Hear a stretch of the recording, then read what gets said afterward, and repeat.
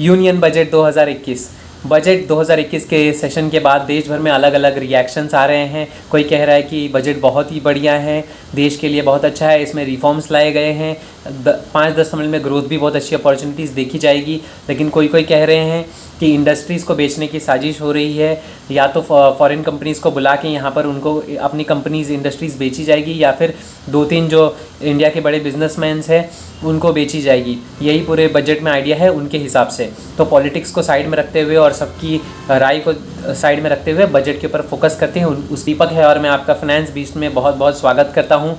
Video को and तक ज़रूर देखिएगा, और अगर चैनल को सब्सक्राइब नहीं किया है तो प्लीज़ चैनल को भी सब्सक्राइब कर अगर आपको घर बैठे पैसे कमाना है और शेयर मार्केट में ट्रेडिंग करना है तो आपके लिए बेस्ट है एंजल ब्रोकिंग का डीमैट अकाउंट। यहाँ आपको पहले साल एनुअल मेंटेनेंस चार्जेस फ्री मिलेगा, मिनिमम ब्रोकरिंग चार्जेस भी ₹20 पर डील फ्लैट होगा, उसमें कोई एक्स्ट्रा चार्जेस नहीं किए जाएंगे। और उसके साथ ही आपको मिलेगा स्पेशलाइज्ड रोबो ऑर्डर की फैसिलिटी, जिसके ज़रिए आप एंजल ब्रोकिंग का special artificial intelligence driven predictive analytics system का फ़ायदा भी ले सकते हैं। अब ये क्या है मैं बता देता हूँ। ये आपकी एज, सैलरी, आपके प्रेफरेंसेस के हिसाब से आपको बता देगा कि कौन से स्टॉक्स या इन्वेस्टमेंट प्लान्स आपके लिए बिल्कुल सही होगा। इसके अलावा एंजल ब्रोकिंग इंडिया का नंबर 1 फुल सर्विस ब्रोकर भी है, जिसका मतलब ये है कि आपको special services and portfolio management की जो सर्विसेज होती है उसके अलग अलग एडवांटेजेस भी आपको मिलेंगे। तो देर ना करिए, और डिस्क्रिप्शन में लिंक दिया गया है, उस पर क्लिक करिए और आज ही एंजल ब्रोकिंग में अपना फ्री डीमैट अकाउंट खुलवाइए। क्यों ऑटो सेक्टर में इतना जोश आ गया है उसके बारे में मैं बताता हूँ। व्हीकल स्क्रैपेज पॉलिसी के आने की वजह से ऑटो सेक्टर में एक बूम आना निश्चित था, और इसकी बातें काफ़ी 6 सालों से चल रही थी, और आखिर जाकर इस यूनियन बजट में उसको इंट्रोड्यूस किया गया है। उसकी इनिशिएशन बहुत जल्दी से स्टार्ट हो जाएगी, ऐसा सुनने में आया है कि 1 अप्रैल 2021 से उसको लागू कर दिया जाएगा। अब इसमें कौन से व्हीकल्स आते हैं उसके ऊपर डिसीजन सरकार लेगी, उसका अभी तक गाइडलाइंस आया नहीं है, बट मैं इसके फ़ायदे बताता हूँ आपको 2। पहला है कि गाड़ी, और कोई भी गाड़ी हो जिसकी जो जब ज़्यादा टाइम तक चलने लगती है, ज़्यादा ईयर्स तक चलने लगती है, तो उसकी फ्यूल एफिशिएंसी कम हो जाती है, जो कि स्क्रैपेज पॉलिसी की वजह से अब अंडर कंट्रोल रहेगा। उसकी एफिशिएंसी हमेशा बढ़ती ही रहेगी, कम नहीं होगी, ओके, उतने ही कांस्टेंट रहेगी। दूसरा है कि जितनी पुरानी गाड़ी होती है पोल्यूशन ज़्यादा क्रिएट करती है, तो स्क्रैपेज पॉलिसी की वजह से क्या होगा कि जो पोल्यूशन अंडर कंट्रोल रहेगा, ज़्यादा पोल्यूशन नहीं होगा, ठीक है। 1 अप्रैल 2021 से लागू होने वाला है। इसमें अलग अलग टाइप के लोग असम्पशंस लगा रहे हैं, एग्जैक्ट क्लियर गाइडलाइंस नहीं है, बट इससे ये पता चलता है कि ऑटो सेक्टर को फ़ायदा ज़रूर होगा।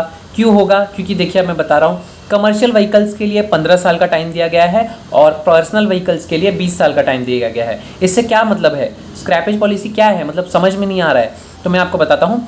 पर्सनल व्हीकल्स को 20 साल से ज़्यादा आप यूज़ नहीं कर सकते। समझिए आपने एक गाड़ी आज बाई की, आप 20 साल तक है ना उसको यूज़ करेंगे, 20 साल के बाद आपको उसको रिप्लेस करना होगा। स्क्रैपेज पॉलिसी का मतलब क्या है? आपको एक नई व्हीकल के लिए आपको आपकी पुरानी 20 साल यूज़ की हुई व्हीकल देनी होगी। तो ये है स्क्रैपेज पॉलिसी। ऐसा नहीं है कि आपका व्हीकल उठा के फेंक दिया जाएगा। स्क्रैप का मतलब लोग ये भी समझते हैं। मैं आपको दूसरा बताता हूँ, 15 साल के कमर्शियल व्हीकल्स के लिए। कमर्शियल व्हीकल्स के लिए भी यही होगा कि उनको 15 साल से ज़्यादा यूज़ नहीं करने दिया जाएगा, सेफ्टी पर्पसेस के लिए और पोल्यूशन अंडर कंट्रोल रखने के लिए, या डिमांड बढ़ाने के लिए भी किया जा सकता है। बहुत सारे रीजंस हो सकते हैं। तो 15 साल के बाद उनको भी यूज़ नहीं करना है। अब आप बोलेंगे कि ये तो मेरा नुकसान है कि मैंने एक व्हीकल लिया जो 20 साल चल गई, उससे ज़्यादा भी चल सकती है। तो आप चिंता मत करिए, आपको भारी इंसेंटिव्स दिए जाएंगे। जब आप न्यू व्हीकल लेंगे पुराने को एक्सचेंज करके, तो आपको न्यू अच्छे इंसेंटिव्स दिए जाएंगे। जैसे आप गाड़ी खरीद जाएंगे तो उस पर डिस्काउंट मिलेगा, शायद आपको कुछ रोड टैक्स के ऊपर आपको छूट मिल सकती है, राहत मिल सकती है। तो ये सब रीजंस हैं जिसके वजह से थोड़ा फोकस में है ऑटो सेक्टर।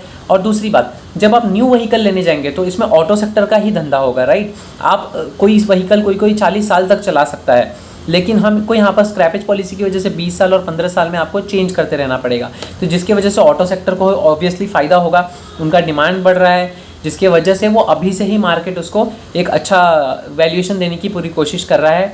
ये ओवर वैल्यूएशन है क्योंकि अभी तक गाइडलाइंस प्रॉपरली आए नहीं है, इसीलिए अभी तक वैल्यूएशन रुका है। लेकिन ऐसा अगर गाइडलाइंस जैसा हम एक्सपेक्ट कर रहे हैं वैसा ही आया या उससे भी बेहतर आया, तो अगर इस स्क्रैपेज पॉलिसी की वजह से काफ़ी लोगों ने काफ़ी अजम्पशंस लगाए हैं। बट हमें वेट करना चाहिए कि road transport minister Nitin Gadkari ji के ऑफिस से इसके बारे में डिटेल नोटिफिकेशन आने वाले दिनों में, उसके बाद ही हम कुछ समझ सकते हैं कि क्या हो सकता है।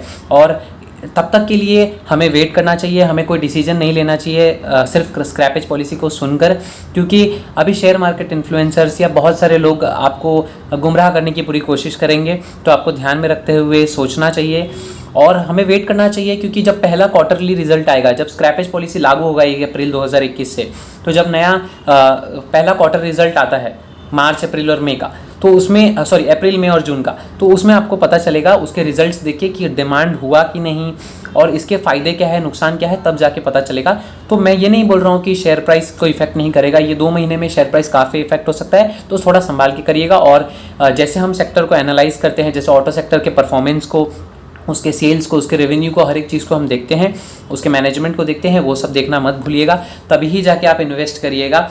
मेरा रिकमेंडेशन यही रहता है कि सिर्फ एक न्यूज़ के ऊपर हम कोई भी डिसीजन लेना गलत बात है। न्यूज़ एक बम्पर प्राइसिंग की, वैल्यूएशंस की ये देती है, हमें इशारा करती है, बट एंड में तो वैल्यूएशंस और ये फाइनेंशियल्स और मैनेजमेंट ही बताते हैं कि वो कैसा परफॉर्म कर रहे हैं। आपको सेल्स ही बताएंगे कि ऑटो सेक्टर में इसका इफेक्ट हुआ कि नहीं हुआ। तब तक के लिए आप लोग सोच समझ के डिसीजन कीजिए, और आगे भी ऐसे वीडियोस में लाता रहूँगा, और भी बजट को अभी और तोड़ मरोड़ के मैं धीरे धीरे छोटी छोटी वीडियोस बना के मैं आपको बताता रहूँगा कि इसका क्या फ़ायदा है, इसका क्या नुकसान है। तो ध्यान में रखिए और धन्यवाद। और वीडियो को लाइक करना मत भूलिएगा, सब्सक्राइब करना मत भूलिएगा चैनल को,